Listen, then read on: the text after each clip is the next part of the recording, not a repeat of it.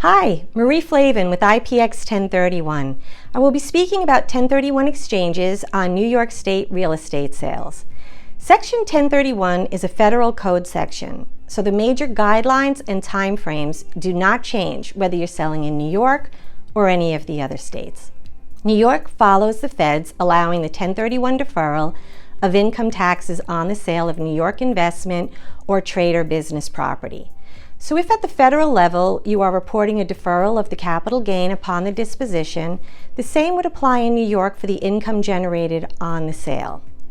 New York State taxes the reported income you have at the federal level. If you're not reporting gain on the sale to the IRS, you are not reporting in New York. Generally, New York has no state-specific requirements for 1031 exchanges, with one exception. The exception is for non-residents who sell real property in New York.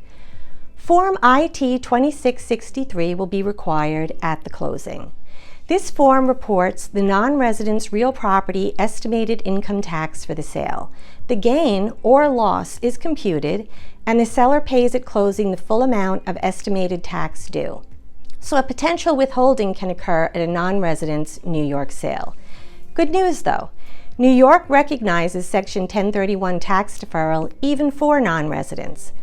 At the closing of the non-resident sale, the seller will fill out IT-2663 and claim a 1031 exemption from the withholding.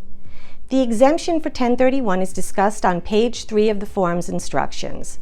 The taxpayer will not compute the gain or fill out the second page of the form.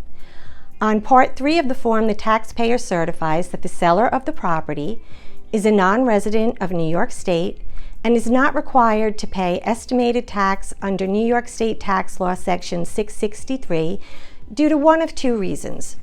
The sale or transfer of the property results in a loss, or the seller is not required to recognize gain or loss with respect to the transfer under provisions of the IRS code.